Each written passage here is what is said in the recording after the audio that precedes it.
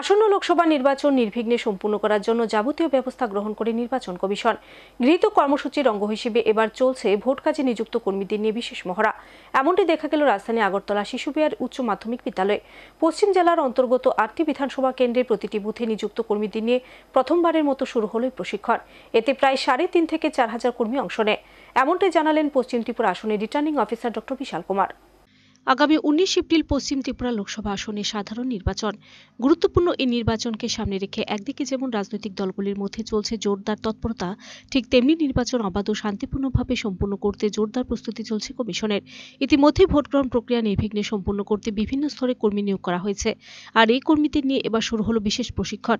বৃহস্পতিবার এমনটি দেখা গেল আগরতলা শিশু বিহার উচ্চতর মাধ্যমিক বিদ্যালয়ে। এদিন পশ্চিম জেলার অন্তর্গত 8টি বিধানসভা কেন্দ্রের প্রতিটি বুথে নিযুক্ত কর্মীদের নিয়ে অনুষ্ঠিত হলো প্রথম পর্যায়ের প্রশিক্ষণ। এতে প্রায় 3.5 থেকে 4,000 কর্মী অংশ নেয়। ভোট মহড়ায় উপস্থিত ছিলেন পশ্চিম আসনের রিটার্নিং অফিসার তথা পশ্চিম ত্রিপুরা জেলাশাসক ডক্টর বিশাল কুমার। ভোটকে অবাধভাবে সম্পূর্ণ করতে এ ধরনের প্রশিক্ষণ আগামী দিনেও চলবে।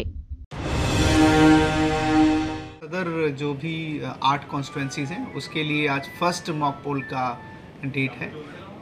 इसमें लगभग 3,500 से 4,000 लोगों का आज फर्स्ट ट्रेनिंग दिया जाएगा। Thank you sir. सर कितने लोग उसमें इन्वॉल्व हैं? 4,000, 3.5 से 4,000 के आसपास।